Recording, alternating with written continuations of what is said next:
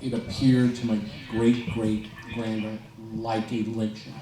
And over the course of the next weeks and months, she began to make plans and moved a bulk of our family out of Kentucky, and they started to head west.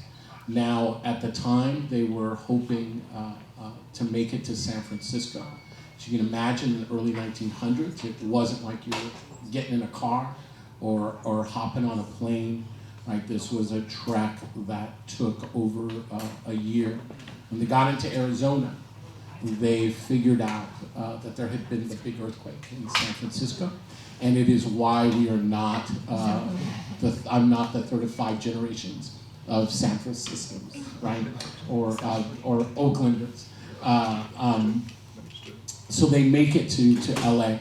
So I grew up in Los Angeles. I'm actually born at a time in the country, which I think is significant, right? Where black people were legally not considered fully human in this country. And I think it's important to name that, right?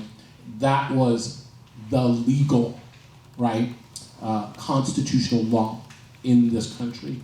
It was primarily conventional wisdom, meaning the majority of Americans accepted that that was the state of affairs and that's how things should be. That's the society I was born into. It's a society that was changing, right, as I was a young kid. By the time I get into what's middle school now, busing and desegregation of the Long Beach Unified School District is happening. I'm sent to a school across town, and I and others are the daily recipients of both racial violence and racial harassment. It happened so quickly and so fast that it was quickly normalized, right? We didn't talk to our parents about this. We were in, first of all, junior high school. We didn't want our parents showing up at anything, right, at that age. And it was so normalized. These were adults, right? These weren't other kids. These were adults on their way to and from school. So the racialized reality of the backlash to integration was very real for me. Now what happens is another significant piece, right? And it's important to know I'm an unapologetic punk rocker, right? I grew up in punk, and to be honest, we didn't know the difference between punk and hip hop. It was all new, and I was saying earlier, it wasn't Barry Manilow, no offense, right? It wasn't Captain and Tennille. It was a music that arrived at a specific age, right, where desegregation was happening. Now imagine at this point, I'm in my late, right, 9th grade, early high school, right? This becomes an identity for many of us across lines of race, religion, gender, sexual orientation, where we now have a new identity, right? Not one that is supposed to divide us, right? But one that captures our attention and makes us excited. It becomes, right, in that subculture, our own world, our own alternative, right? America. And I talk about this in Skin in the Game, so I'm gonna move on, right? But that subculture then comes under attack, right? As it begins to move out of LA, right? Begins to move into the surrounding suburbs. People start showing up at these shows, right? And at first, right, we call them surf Nazis, then we call them Nazi punks, and ultimately, right, they become what we know at the time, neo-Nazi skinheads. And these folks were violent, right? They came to physically assault us and attack us in these shows. They wanted to define who could be there and who couldn't be there. The first response was we weren't the art kids, right? We were the kids who had grown up on the streets, right? And to be honest, right? The idea of someone wanting to fight us was quite attractive, right? And not only was it attractive, right? No one cared, not the club owners, right? The police treated us all the same when we came out of those shows, right? They would beat on us all, right? The bouncers didn't care, our parents didn't care, and so we did at the time what we thought we needed to do to defend this only space that we had. And that's my introduction to the white national, or to what becomes the white nationalist movement. I'm gonna fast forward. I move up to Oregon in 1986, and folks can ask me that story later. I also talk about this in Skin in the Game. And when I move up to Oregon, right ahead of me by several years is another person out of Southern California, right? Sorry, Oregon, who also moves up to the Pacific Northwest. He doesn't go to Oregon, no. He goes to Idaho, to a place called Hayden Lake, just outside of Coeur d'Alene, Idaho. And he reestablishes his church. His name is, oh my God, I just spaced off his name right now, Richard Butler. Isn't that funny? And he starts his Church of Jesus Christ Christian Aryan Nations. Now, the Church of Jesus Christ Aryan Nations teaches basically three things.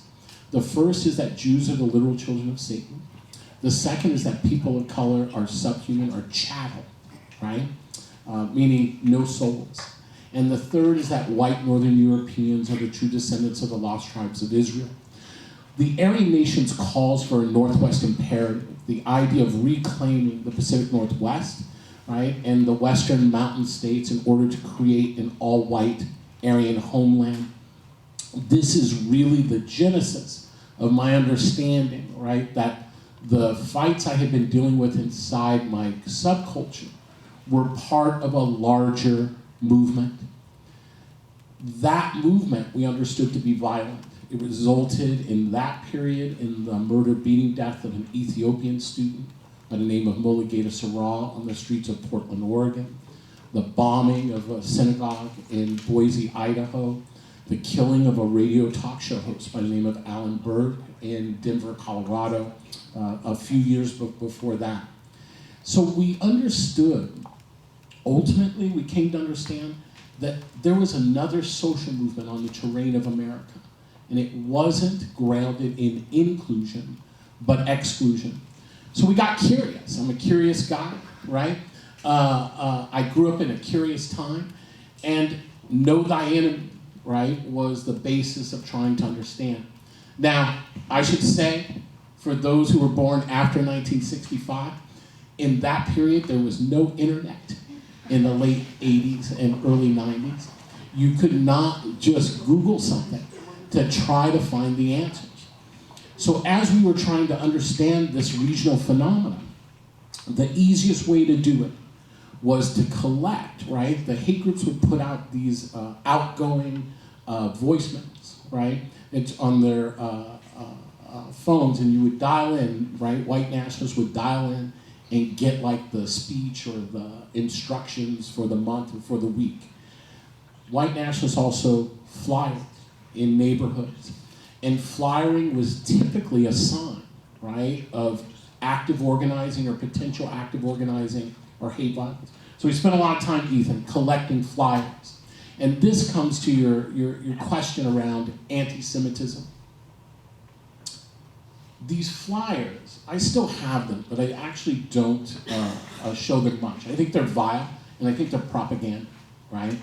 And so I don't use them in presentations, but many of you have probably or can imagine what these flyers have looked like. You may have seen them like on news shows or come across them in your own real world. They were vilely racist, homophobic, right? Anti-immigrant, anti-Muslim, anti-homeless, you name it. And there was a flyer for it. But the thing is, as we were collecting these flyers, we began to notice something. That on all the flyers, right, regardless of whether they were targeting black folks or Latinos or women or interracial couples, whatever it was, there always seemed to mostly be some Jewish symbol or caricature on the flyers, right? It could be the caricature of the Jewish man with the long beard, right? Has a puppet master, right, pulling the strings, or we see something like Zionist occupational government, right, or the Star of David, right? In every piece, there always seemed to be some reference to the Jewish community.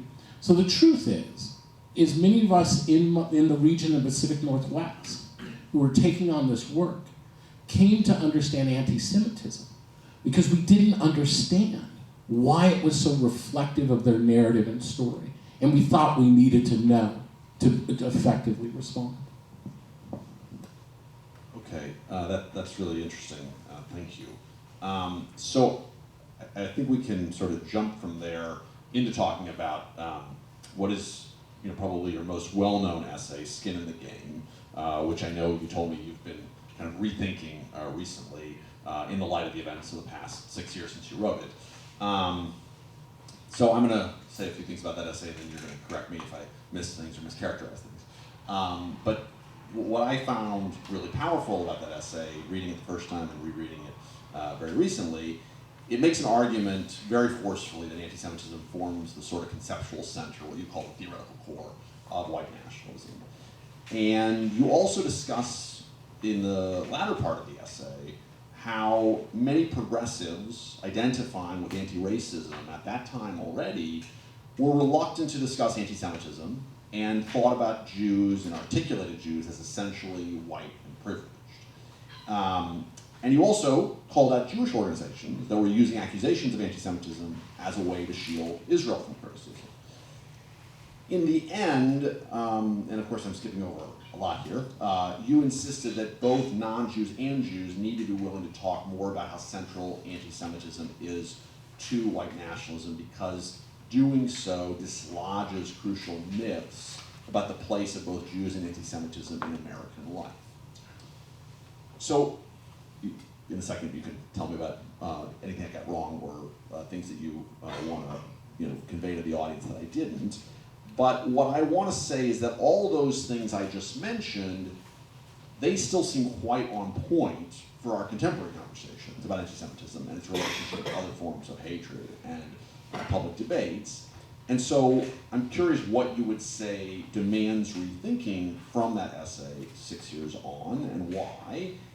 But maybe you can start also by elaborating your argument that is so important about the centrality of anti-Semitism to white nationalism, which you started to reveal a moment ago from those propaganda materials that you saw. Yeah, this is good. Everyone settle in. Look, I wrote in Skin in the Game. So Skin in the Game now I think is approximately 6.5, maybe 7 years, right, since I sat down with two organizations, Political Research Associates and Bend the Arc, to craft the essay Skin in the Game. As you can imagine, by the time I finished it, about 6 months before Charlottesville, right, I didn't want to read it anymore. And in fact, I live in this weird world where folks are reading it in real time. And the last time I had read it, I read it on March 21st for another presentation. But before that, the last time I had read it was probably 2017, I think it was, 2018, right? So it's been interesting to go back, and I think it's important for those who haven't read it, and even if you haven't, it's been a while. I actually want to open up by reviewing what I wrote in the very opening of this essay, right? One September weekend in 1995, a few thousand people met at a convention center in Seattle to prepare for the apocalyptic standoff with the federal government. At the expo, you could sign up to defend yourself from the coming political and economic collapse, stock up on beef jerky, learn strategies for tax evasion, and browse titles by writers like Eustace Mullins, whose white nationalist classic included The Secrets of the Federal Reserve, published in 1952, and a work from 1967, The Biological Jew. The 6th annual Preparedness Expo attracted national attention because it served at the time as a national clearinghouse for the militia movement, which was a decentralized right-wing movement of armed local anti-government paramilitaries that had recently sparked its most notorious act of terror, the 1995 bombing of the Oklahoma City Federal Building. White nationalists argue that whites are a biologically defined people, and that once the white revolutionary spirit awakens, they will take down the federal government, remove people of color, and build a state maybe or maybe not called the United States of America, depending on who you ask, right, of their own. There weren't a lot of black folks who showed up at the gathering, the Preparedness Expo, right? And as a black man, right, the majority of folks walking through those doors regarded me as subhuman and a dangerous beast. It was the 1990s, and I was a field organizer for the Northwest Coalition Against Malicious Harassment, which was a 6-state coalition. We did a lot of primary research, often undercover. So you might be asking yourselves, what was Eric doing in this gathering? Well, we had a cardinal rule in our region, which is you can't ask people to do anything you haven't done yourself. So I spent that weekend, as I spent many among people plotting to remove me from their ethno-state. It helped, right, that despite its blood-curdling anti-black racism, at least some factions of the white nationalist movement saw me as a potential ally against their true arch-enemy, Jews. At the expo that year, a guy, I rarely, like he came up, but he actually just came right up to me and asked me about myself. I told him that I had come on behalf of a few brothers in the city, that we needed to resist the federal government, and we were there to get educated. I said I hoped he wouldn't take it personally, but I didn't shake hands with white people. That's not true. He smiled, right? And totally understood, nodded his head. And he said, you know, Brother McGlam says we have to start building broad coalitions. So together we went off to hear Jack McGlam, who was a retired Phoenix cop, who ran an organization called Police Against the New World Order.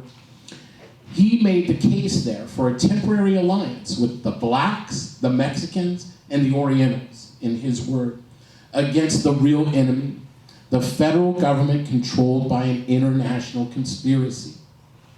Now, McGlam didn't have to say who ran this conspiracy, because it was obvious to everyone in attendance, just as it is already obvious to many of us in the room. From the first time, Ethan, I documented my first white nationalist rally in 1990 until today, white nationalism has made its way from the margins of American political life to its center. I've moved from doing anti-racist organizing in the small Northwestern communities to fighting for inclusive democracy on the national level. If I had to give the same basic definition of that movement, that part of skin in the game hasn't changed. It's something I've been asked to do formally and informally by folks who have spent far less time hanging out with Nazis than I have. My response today is not much different than it was when I began to do this work over 30 years ago. And it's this: American white nationalism, which emerged in the wake of the 1960 civil rights struggle and descends from white supremacy, is an authoritarian social movement committed to building a whites-only nation, and anti-Semitism forms its theoretical core. That last part, that anti-Semitism forms the theoretical core of white nationalism, bears repeating, and it's created most of the tension between me and other civil rights leaders. I don't want to overstate that tension. There's a reason that we struggle around this idea. I could talk about the neurotic rise of Donald Trump, right, and MAGA, right? And I can talk at the time. I still would have to make the argument. But a couple of things changed, right, since Skin in the Game. Skin in the Game comes out before Charlottesville. The events at Charlottesville, the events at Tree of Life, the events in Gilroy, California, in El Paso, in Buffalo, January 6th, right, have produced a shockwave of revelation for people across the political spectrum in this country. I no longer have to tell people white nationalism is a threat to democracy in America. That shock, though, right, has been a source of frustration, I want to be honest, within communities of color and some left circles, where liberals and progressives and libertarians are often accused by us of having kept their heads in the sand while more vulnerable populations sounded the alarm about the toll of economic crisis, right, police violence, right, and other issues that were fueling white nationalist recruitment. it's an understandable reaction, but its resistance to understanding the role that anti-Semitism plays leaves us vulnerable in this moment. The truth is that in this country, there are only two bulwarks against the rise of authoritarianism. The first is the federal government itself, right? And the second is civil society. And we're in a moment where civil society doesn't understand the difference between the systemic racism and discrimination we face in the society and the rise of another social movement. We still believe that we are the only social movements of import, and it has left our communities vulnerable. So I really, I like where you ended there in terms of how important I think that point is. And I guess I just want to drill down a little bit on that. It seems to me that one of the big challenges for coalitions today against different forms of bigotry is kind of exactly what you said, right? It's partly this inability to distinguish between white supremacy as a structural system and white nationalism as a social and ideological movement.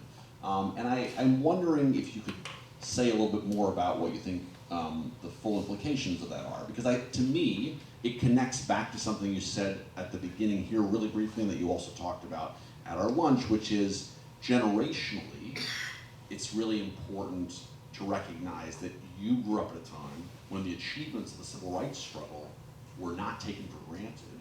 They were in process, or they were brand new. And today, it's difficult for us to imagine how hard it was to get there. For me, there's a connection between that kind of historical amnesia and sort of people wanting to turn Dr. King's movement into something where people were just sort of sitting around and getting lucky and got some nice laws or something, and this way of kind of thinking that white supremacy and white nationalism are the same thing. I don't know if you think about it that way or not. Yeah, I think, Ethan, you and I have had a little bit of this conversation, right? We've shared joint frustration about the inability, right? So it's going to sound like I'm harshing on civil society, and I am, right?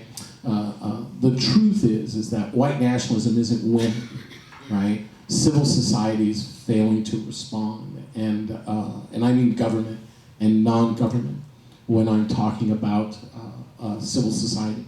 It doesn't recognize the threat, right? And that is largely based off of the inability, right, to move beyond the white supremacist structures in our society. So we look at the Tree of Life and we think, well, it's Jews under attack, right? Or we look at what happens in Charlotte, South Carolina, and say it's black folks who are under attack, right? The truth is, we probably saw it here in Berkeley. I imagine there were alt-right attempts, right, to invade the campus and the community in Berkeley. I'm going to guess, right? Folks probably looked at that and said there's a clash between the left and the right, or between liberals on the campus, right? Those were assaults on democracy, right? And of course, the most vulnerable, right, or those who provide a competing vision of what society might be are the first targets.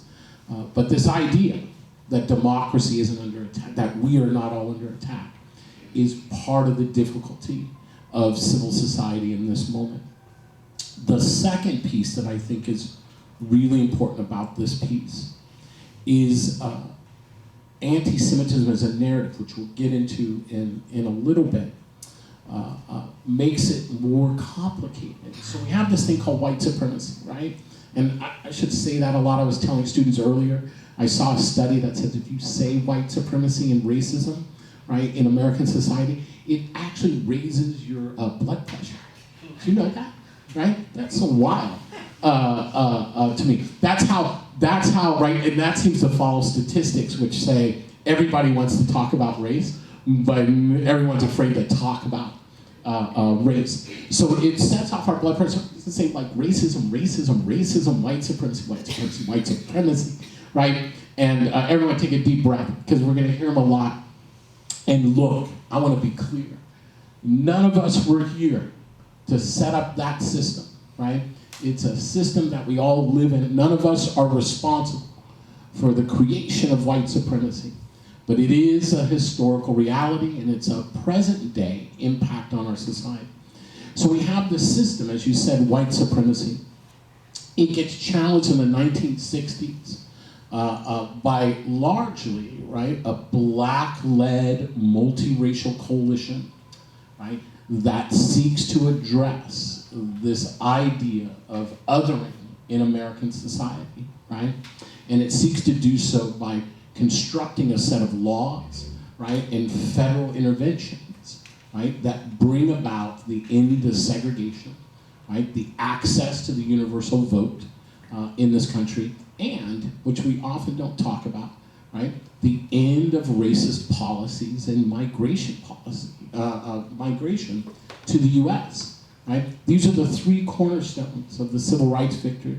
And we often forget, right, that it was Jews and others who suffered from those racist migration policies, right? It is Anne Frank's family who were prevented from fleeing Europe, right? Sent back, right, into Europe to meet its fate because of those immigration policies.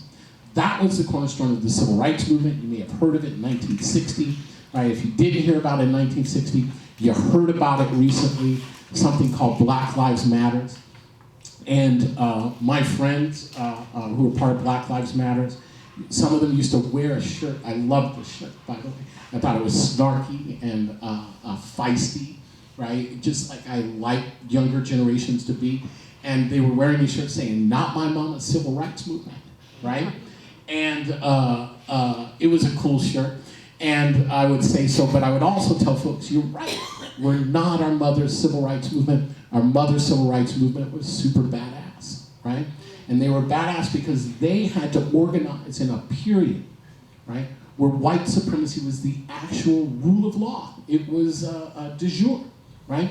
And the sacrifices that they had to make to create a competing vision, right? This idea of a multiracial democracy, an inclusive democracy that speaks to the needs of all, right? Took a lot of energy. It took a lot of coalition building. And so that period is significant. And they were victorious. I promise you right now, if they hadn't been, we wouldn't have a white nationalist movement in this country, right? If they hadn't been, right, there would be no Black Lives Matter movement. There would be no important pushback to the authoritarian drive that's happening in Tennessee. So it's important that we respect our elders and be honest about what they brought us. Okay, so let's talk about this thing. So we get this civil rights victory, and don't make me a maximalist here. I know I'm still a black person in America every day, right? But what I'm saying is, we moved to a period where there were competing ideas of what America could be. Now imagine you're an arch segregationist, right? You've been raised and socialized all your life, right, to believe that black people are inferior in every way, right? You no longer have to put it in a school book, right? It surrounds you. It's the air you breathe. How do you explain that you now have suffered your greatest defeat against folks you see as inferior? Do you all of a sudden say, well, I guess I was wrong on that, right? Not likely, right? That's not what we do. Ask me about every time I got a C in college. It was never that I had done something wrong and not studied enough. That's not how the human mind mostly operates, and neither did it for these segregationists. So they had to come up with a reason, right? A reason that kept white superiority intact for them, right? That stopped the discombobulation of how you lost against people you see as inferior. And entering into the stage becomes a convenient narrative. It's a narrative that developed in the early 1900s, late 1800s. in Europe. Interesting enough, it comes out of Russia, circulated by Russian secret police, who were, because the royalty in Russia were terrified about the spread of a new ideology in Western Europe, primarily called democracy, right? And democracy was attacking the current system, and they wanted to figure out how they could undermine that. So they found something, and they began to circulate it. And it was a powerful narrative story, which I'm going to talk about how powerful it is in a bit. It was a story that purported to tell of a night that Jewish elders meet in a cemetery at midnight and plot the destruction of European Christianity. This anti-Semitic narrative, known as the Protocols of the Learned Elders of Zion, purports to tell and reveal the notes of this meeting about how this Jewish community in Europe was seeking to take control of the economic systems, political systems, systems of culture, in order to run a conspiracy. In the US today, right, we call it replacement theory. We have other names for it. International banking conspiracy, whatever the latest charm is. But it is that narrative that explains for segregationists, who eventually become white nationalists, how they lost against black people. It allowed them to continue to see black people as inferior, and it allowed them a place to kind of project their anxieties and fears, which was on the Jewish community. The Jewish community then becomes central to that narrative, whether it's the increase, any push towards democracy, right, towards inclusion, towards belonging, becomes wrapped in this narrative. Why are there immigrants in this country? It's not because of economic pressures outside of our society, right, and the need for people to have a better life. It becomes a global conspiracy to destroy the white race. Why is there a Black Lives Matters movement in this country? It's not because the black community is exhausted, right, with police violence and the lack of community safety. It's because there is a Jewish philanthropist by the name of George Soros who's pulling the strings, right? Now we could think we're just talking about George Soros, but everybody knows we're not talking just about George Soros. It is this narrative that becomes the dominant understanding of the white nationalist movement in this country. And like all social movements that begin on the fringe, they can sometimes enter into the mainstream. And so did white nationalism, and with it, anti-Semitism. The truth is that this form of anti-Semitism is simply another form of racism. It's not religious-based, right? It's not Jews as a religious other, or an ethnic other, or a language group other, right? It positions Jews as a racialized group, or something other than race in American society. And it places on Jews the burdens of every anxiety that the white nationalist movement feels in terms of their sense of loss of power. Wow. So I'm a historian, as you know. Yes. So I'm gonna A good one. Yeah, thank you. I'm gonna sort of, listening to you, put something out there that occurs to me. This sounds to me, in some ways, like what we sometimes refer to as a dialectical narrative. That is, thesis, antithesis, and we're struggling now with synthesis, right? So that is that the long-standing force of white supremacy in American society was met with an antithetical force in the form of the civil rights movement. What you're saying is that the most important response, I think what you're saying, going forward here, from the opposition to the civil rights movement in time, the most dangerous force became white nationalism, because it wasn't just against one group of people, it was against the very fiber of democracy, and particularly multiracial democracy. Now, that suggests to me, and I'm going to say something that may sound a little radical, and we can argue then, that suggests to me that are very significant debates today about white supremacy. In some ways, we are, in your view, distracted from the greatest danger. I was going to ask you a question about why it is that you focus so much on white nationalism rather than white supremacy, but I think you've in some ways just given us the answer.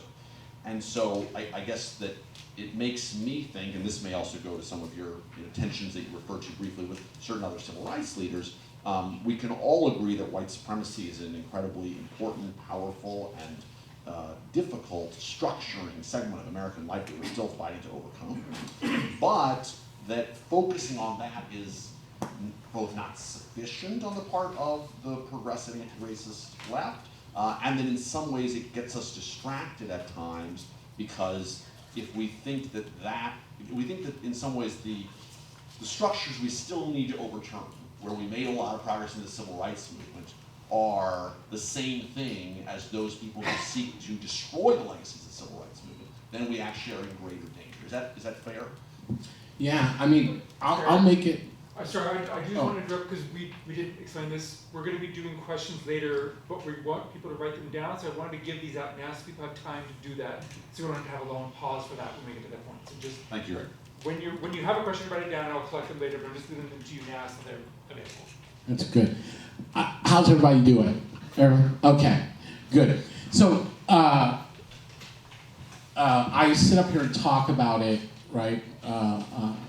It sounds very easy, but it's because I've been talking about it for 20 years, and I have to admit, right, there were 12 years before that when I was struggling to understand it, right? And I still wrestle with it. So here's the piece that I would say, just to be blunt, right?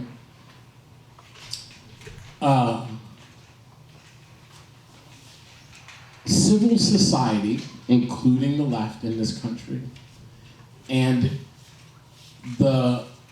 its willingness, right? The willingness of the majority of civil society to ignore the rise of white nationalism in this country over the last 30 years has put us in this position, right?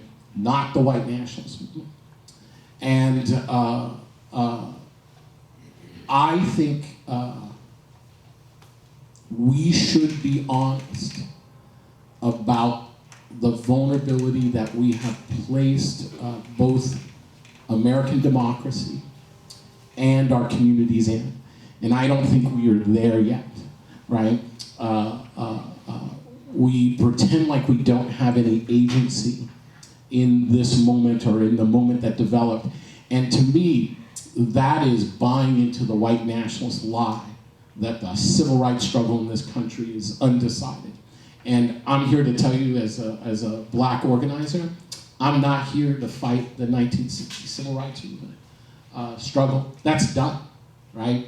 And what I am here to do is to prove that a multiracial society can govern itself outside of authoritarianism, outside of political violence, right? And that's what I'm serious about. And if I could take a step further, right, I think the white nationalist movement is smart enough to know that there are folks who are now serious about what it means to govern inside of a multiracial society. And along with demographic change, right, and along with a different piece of data that I'm about to give you, it has placed the white nationalist movement in a space where it feels like it has limited time. And that is why we are seeing the level of activity from that movement. So let me give you an example of how things have changed since 1965. So in no time in Martin Luther King Jr.'s life, right, did the majority of white America support him, right? And I'll say that again. The majority of white America never supported Martin Luther King Jr. in his lifetime. The majority of America, therefore, didn't support Martin Luther King Jr. In his lifetime. It's a fact. Didn't support the nonviolent sit-ins, right? That is something that came later, right? So today in America, right? 54, the last thing I saw was somewhere between 54% of white America supports Black Lives Matter. So let me stop for a second, right? And I'm not talking numbers, I'm talking percentage of white America. More white Americans today are supportive of Black Lives Matter than were supportive of Martin Luther King in the 1960s. We can read lots of things into that, but here's what I choose to read, right? Those are aspirational, right? Typically, those types of questions in polls are about what we aspire to be as a society. It's not really about Black Lives Matter and the tactics of Black Lives Matter. The real question is, right, who do we consider to be an American? And what do we want America to look like? And the truth is for the first time in this country, the majority of America, right, the majority of America, including a significant portion of white America, aspires to live in a multiracial society. We may not know how to do it, right? But we aspire to do that. And that is what has set off this current moment. The thing we have to remember about social movements is regardless of whether they're grounded in inclusion or exclusion, right? They're organizers just like I'm an organizer, right? The thing we have to understand is that the white nationalist movement is attempting to disrupt the attempt for all of us to govern in a multiracial society, to either derail it, to send it into a civil war, we call that accelerationist, right? Or to hope for different conditions that create a different outcome, right? How we respond to that is critically important in this moment, right? And the way that we respond to it, I think, are through three very specific steps, right? The first is we should understand the narrative that is driving this white nationalist movement, right? And I believe that narrative is anti-Semitism. Folks may disagree with that and have their own theories, but we should have that conversation. What are the drivers, right, that move this forward, this movement forward?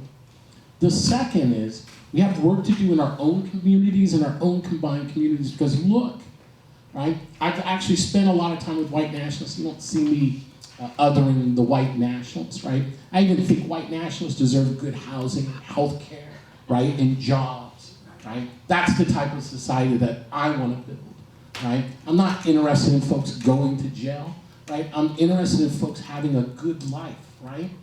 And in this way, I want to be honest, white nationalists don't bring anti-Semitism, homophobia, Islamophobia, racism, or any other forms of bias into our community. They simply organize the bigotry that already exists. The second thing we have to do is to inoculate our communities. If anti-Semitism didn't exist in American society, I can tell you that the white nationalist leaders that I have met right through my trek through America wouldn't be spending their time trying to organize it, right? They're organizing it because they know, right, that it is a latent narrative in our society, and it's one that carries a lot of influence. The third piece, we have to get democracy ultimately has to defend itself, right? And that means both people, right, civil society, and government have to step up and defend it. It can't pretend like this is some kind of left-right fight happening in our country. This isn't about left or right. This isn't about Republican and Democrat. It's not about conservative or liberal. This is about, do we want to live in a society grounded in inclusion or exclusion? And all of us need to weigh in and to make sure our institutions are weighing in into that conversation. It's the most critical piece, but now make it plain, right? Look, I'm on the political left. Probably outside the white nationalist movement, I don't know who has more internal fights, right? And we could get into why that is, right? It's okay to have fights. It's okay to have disagreements, right? But can we recognize, right, that the house is on fire, right? And the house is democracy. right? And the arc of democracy in this country has grown stronger. I want to be clear, right? While life is not optimal for black people and other folks of color and Jews and poor people in America, right? It is better than it was 100 years ago. And it's certainly better than it was 200 years ago. And our work is to continue the progress forward, right, in terms of opportunity for all. We can't do that without a democracy, right? And right now, the white nationalist movement may be using specific issues like transphobia or Jewish philanthropist or history in school, whatever, masks, vaccines, but the goal is about the undermining of democracy. If you undermine democracy and there is no other alternative, you become the natural alternative in that society. And that's the strategy of the white nationalist movement. Okay, so I know we have questions that have been going around, and I think maybe we should collect those. I'm gonna ask one more question before we turn to the audience. And maybe it connects to, well, I think it connects in two ways to what you just said. One is in terms of what needs to be done and how to build coalitions. And two is maybe you may have an argument about how this also connects to the work of white nationalists that makes that coalition building harder. And that is the subject that I'm sure is on some people's mind, which is divisions over Middle East politics, divisions over Israeli-Palestinian conflict.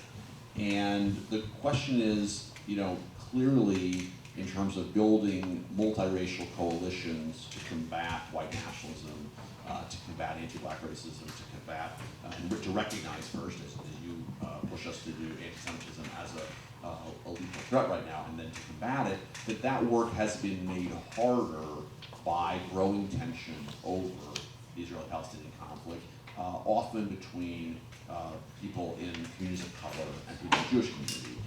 And so my question is whether or not, in your work, you have developed strategies for trying to work that through and not let that be a wedge that makes it that much harder to build multiracial coalitions.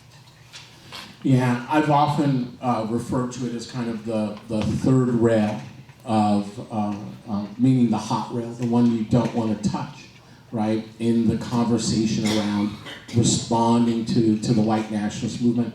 And the reason why is early on, once Skin in the Game came out, maybe even a little bit before Skin in the Game, I was doing some public presentations even. And so imagine, I'm talking about white nationalism in America, right? I'm talking about the history of the treatment of black people in America. I'm talking about how in the United States, you can't fight anti-Semitism without fighting racism, and you can't fight racism without fighting anti-Semitism. Because in the current context, right, of anti-Jewish bigotry, anti-Semitism is a racialized form of Jewish hatred, right? As I talked about. So I gave that, and then the first question, like literally, the first question, didn't matter where their position is, so, right? The first question was what? Eric, talk to us about your thoughts on Israel and Palestine. So I'm glad you added, right? This was not your first question, and we knew this question was coming up. Literally, I have to say, right, one of the things I would do different now in Skin in the Game is I would have spent more time trying to answer that question. So you have to imagine, from my perspective, right, this was not a question. You might as well have asked me, Eric, you just talked about anti-black racism. Talk to me now about your thoughts on the treatment of indigenous Africans, right, by the former descendants of slaves in Liberia, right? I would have just said, I don't even understand the relevance of that conversation, right? That's where I was, and I like to be honest about that. It doesn't mean that I don't have my thoughts on it, right? Don't have an opinion. I'm a human rights activist, right? It was just I didn't understand where the question was coming from. What I soon learned is it was a litmus test. Folks were trying to rate what I had just said based off of something that had nothing to do with the conversation that I was having. And I gotta tell you, That is the mire we have put ourselves in this moment. So again, I'm going to make it punk rock plain right now, right? There is no resolution to an Israel-Palestinian conflict under a white nationalist nation, right? What does William Pierce, the lead theorist of the white nationalist movement, write in his fictional novel, The Turner Diaries? How does he end the novel? By dropping a nuclear bomb on New York City, right, and on Tel Aviv, right? He doesn't care, right, who's living in and around that area. He doesn't care, the white nationalists don't care about how that story gets resolved, right? 2, I can tell you for a fact, these shooters who walked into Buffalo, right, who walked into the Walmart in El Paso, who walked into that church in Charleston, who walked into that garlic festival in Gilroy, who walked into the synagogue in Pittsburgh, right, who walked into the Sikh temple in Wisconsin, they didn't care who was left or right. They didn't care who was Zionist or anti-Zionist. All they cared about was that these were people they saw as the puppets, right, of a Jewish conspiracy, and then murdered them accordingly, right? It's time for us to be serious about the moment we are in the United States. Now look, it doesn't mean that we should not be debating, right, human rights standards, right, the national sovereignty questions, right? I'm a person who believes in international solidarity. We should be having those debates. We need to get it straight, right? We can hold multiple points, right? Multiple issues. We're not simple people, right? We are people who can hold complex thoughts. And my response is, we all need to be more mature. Our communities need us to be more mature in this moment. They need leaders who understand how to hold multiple points. That's my response. You're here. And I wish I had both the wherewithal, right, to kind of write about that, right? That at that point, now I've had conversations with Palestinian leaders here, right, in Palestine, in Palestinian territories, in Israel here, right? I have talked to a gamut of society and feel like I could weigh into that. But what I think about it means very little if we don't have a democracy. So I'm going to continue on this thread Yeah. for just a moment. Ben, thank you for those really helpful thoughts, and I really think we should all take the point about urging us to embrace the complexity instead of kind of hiding from it. So, do you think, this one member of the audience asks, that accusations of anti-Semitism are often falsely conflated with opposition not to Jews, but rather to the political ideology of Zionism, which, many Jews themselves are quite critical of Zionism today, including many who either live in Israel today or once lived in Israel. Yeah. Look, Zionism, so the question is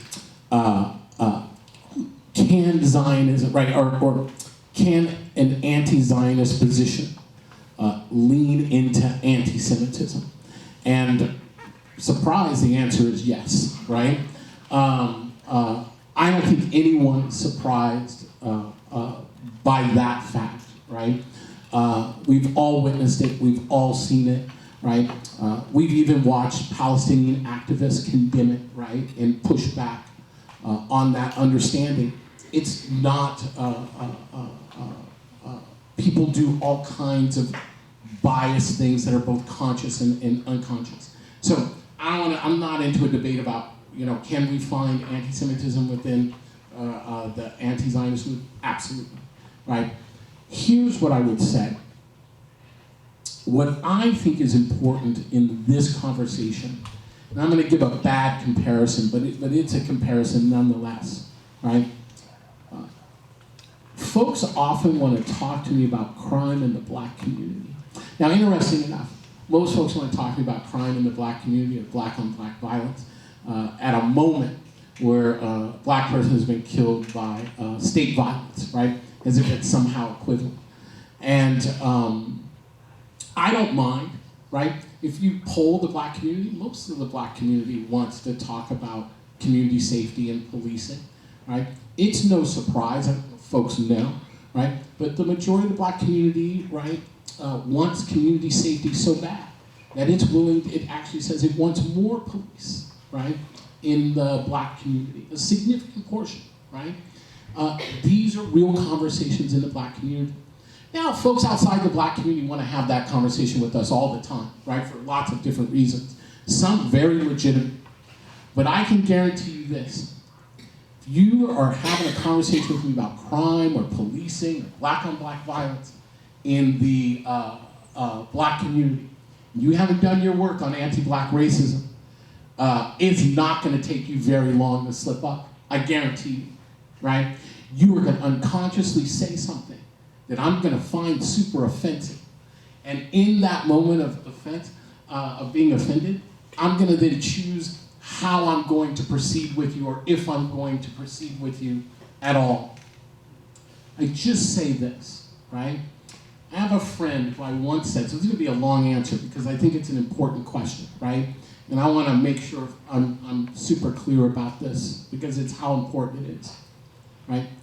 I have a friend in Ireland, and he was a peace activist. He is a peace activist in Northern Ireland, lives in Belfast. And I mean, he is a person who has put his body on the line for a very, very long time, right? He lived in an environment that was a nationalist conflict, right? It wasn't just about Catholics and Protestants, right? It was a nationalist conflict. And being a peacemaker in a nationalist conflict is, no one likes moderates in a nationalist conflict, right?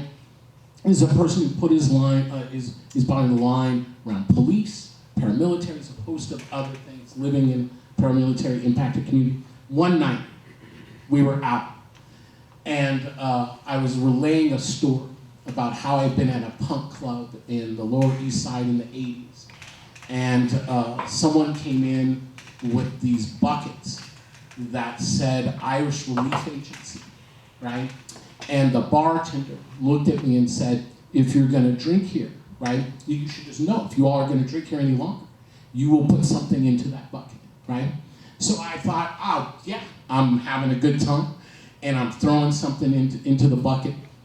And I told my friend later, you know, it took me years before I realized the Irish Relief Agency, IRA, right, was something other than I thought.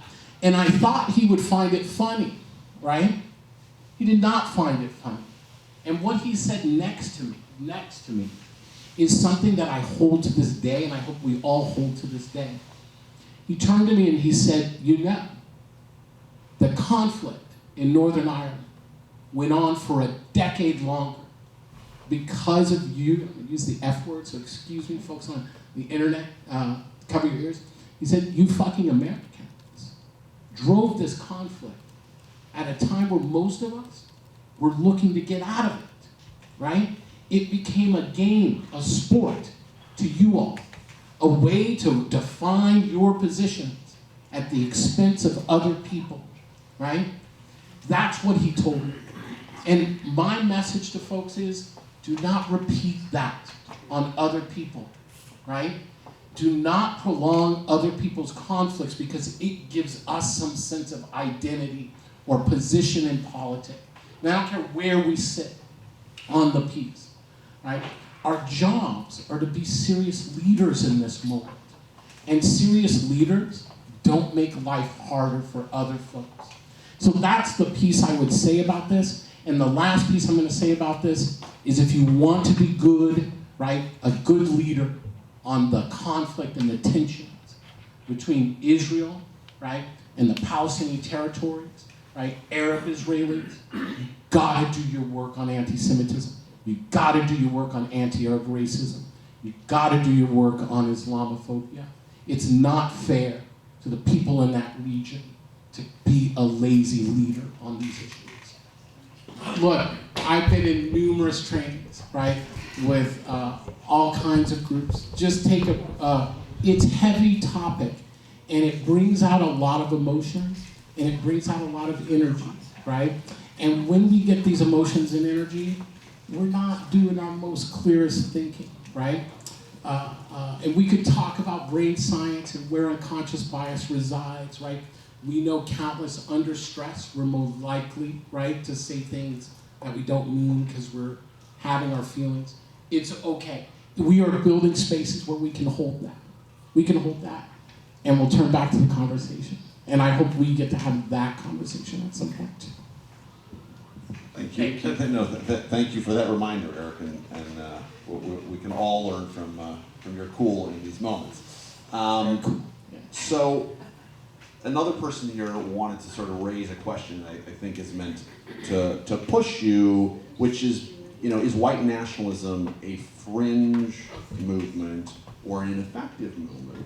And therefore, I think by implication, they're asking whether the danger you're citing is being overhyped. I don't want to put words in their mouth, but I think that's the implication. And they're saying if a majority of Americans support Black Lives Matter, as you said, if it is the case that, as per a recent Pew poll, Jews are considered the, quote, most admired religious group in America, we could say a lot about the thin line between philo-Semitism and anti-Semitism. That's right. We're not going there in this moment, but I think their point is, aren't there indicators that the ideas of white nationalists are actually quite marginal, and therefore how great is the danger? Yeah, I think that's a good question. So I think the philo-Semitism of that poll is super important, right? So if you ask America also, do black people make the best athletes? The answer is also very high, right? Also, right, and if we should say what philo-Semitism is. So philo-Semitism is basically taking something anti-Semitic, so a stereotype or a trope, and framing it as a positive, right? So in anti-blackness, it would be black, you're so articulate, right? Or you're a good dancer, or blacks are great as athletes, right? It strips away the entire kind of social and historical context. So in that way, right, I think it's important to note, if Jews are admired, I'm gonna guess, if we dove into that poll, it's largely tropes and stereotypes that are feeding most of that admiration. In truth, right, Jews are, in my opinion, right, are largely framed by the white nationalist movement as not white, right, as something other, and within kind of the larger white supremacist construct, Jews have never been fully white. I talk about this in an interview with Tikkun magazine in 2018 called The Evolution of Identity Politics. And I'm mainly just thinking out loud there because it was in an interview, right? But one of the things I was saying is that the reason I believe that to be true is white groups, by the very nature of the privilege of being white, don't have to spend any time wondering if they're white or not in America, right? That's called white privilege. At the time, right, in the interview I said, another sign of this is white groups don't typically spend a lot of time wondering, right, or worrying about their places of burial being desecrated, their places of worship being desecrated, right? It's not the nature of being white in America. The fact that the Jewish community spends a significant amount of time, right, internally, wondering this question tells us something, right, about the nature of Jewishness in America.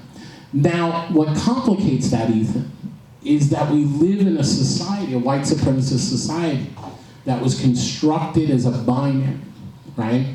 And most folks, right, this is the piece that I try to tell folks.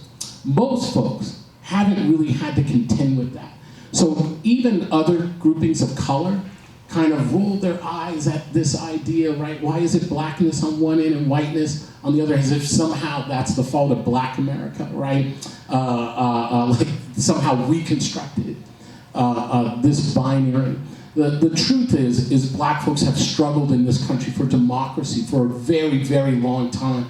And it's why our reaction to folks who turn their nose up at democracy, it's why you see the reaction out of part of our community. We think that, in fact, you don't understand Black struggle in America. Because if you did, you'd understand why democracy is so important. Because it's the one thing that has been expanded, right, through Black liberation in this country. And unlike most other struggles, right, the benefits of it have been universal, right, across society. It's why white men are the #1 beneficiaries of affirmative action, right, in Washington state, right, and in many other states. Why? They're the majority of folks in the workforce who are above the age of 55, who have been veterans, who have disabilities, right? And so I guess what I would say in this piece is that that binary of blackness and whiteness throws us for a loop, right? It's hard to comprehend, right, even for me, that folks who are white presenting, right, or white could face racial discrimination. It's not how society was constructed here.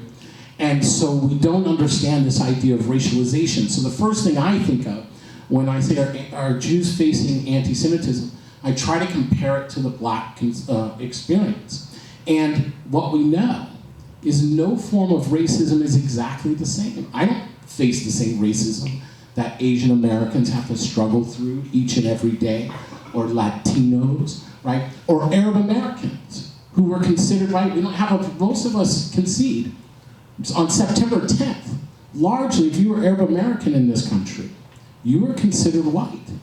And I can tell you absolutely on September 13th, right? That was not the case, right? After the attacks on the World Trade Center, right? Arab Americans and Muslims became racialized, right? In this country in significant ways, and now face their own particular forms of racism. But when it comes to Jews, right, for some reason we struggle around that same equation. It is, what I've told folks is, you nearly have to go to Europe, right, and to learn the history of how Jews were treated in Europe as a racialized other, or you have to go talk to the Roma community, right, in Europe, or some of the indigenous communities up in the Scandinavian region, to understand that white folks face forms of discrimination, right, and racism that are unique and distinct. The last piece I'm going to say about this, because we're like 4:30, is what makes anti-Semitism unique as a form of racism is it's not just grounded on othering, it's also a conspiracy, right? So the racism that takes place isn't just stereotypes and tropes in a system. It's a conspiratorial narrative, right, that places Jews as a nefarious other. And that's what makes it distinct from other forms of racism in this country. Thank you. I'm going to ask one last question, if you'll permit me. I know we're at time now, but so just to sort of turn in a kind of more affirmative and forward-looking direction, right? Somebody described this as, if I can read their writing correctly, a mind-spinning talk. So I just want to give you that compliment. And they then said, your ideas of how to message this, like what are your ideas about how to message this problem and to seek political solutions? They point out the challenge of voter suppression laws in many states, but I think the broader question is sort of like, okay, we were convinced that white nationalism is a huge challenge and we have real threats to our democracy. The anti-Semitism is at the heart of how that movement thinks about the world and how it operates. So, what do you think are the concrete steps that we can all take? Yeah. So the first step is we should be serious about learning about anti-Semitism just as we would learn about other forms of bigotry. And I just want to tell folks, right, because it comes to this question, is white nationalism really something we should worry about? I don't know. I would ask the folks who had to lock themselves up in the Capitol for hours without any relief from law enforcement who had to pull back, or without the National Guard. We almost lost the vote. And I don't mean stolen. That vote, the certified elections, almost didn't happen on that day. And we're learning just how barely that did happen. I would also say we're noticing shifts in policy, right? If we can be honest, right? In 1990, the debate on immigration in this country, right, was sadly focused on how much could we exploit immigrants, right? And what would we have to give them in return for that exploitation? That's largely was the national immigration debate in this country. Today, the immigration debate isn't about exploitation. It's about locking up immigrants, right? It is about expelling them from the country, right? And it is about tying them to what? A global great replacement theory, right? That immigrants are being brought into this country, what? To destroy the white race, right? That's the great replacement theory, and it borrows from the protocols. The truth is when we look at what is happening in terms of policy change in this country, I'm gonna say the white nationalist movement may not have the most agency, but it certainly has the most influence right now.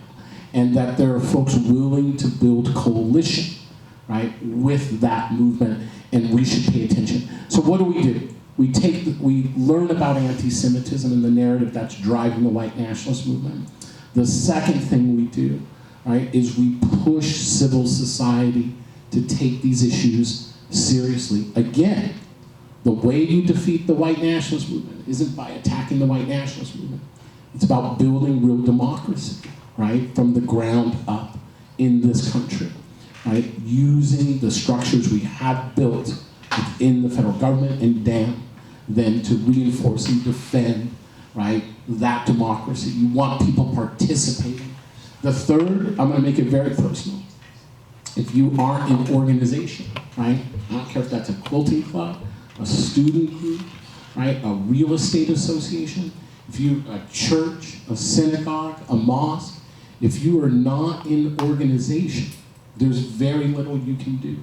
Because this isn't a fight of individuals. This is about communities standing up.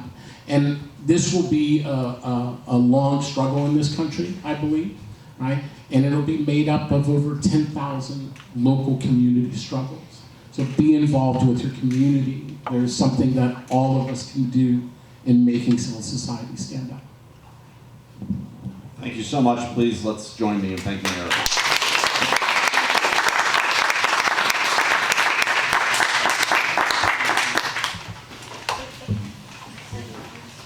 Thank you so much. We'll try to find out. Oh, yeah, I love it.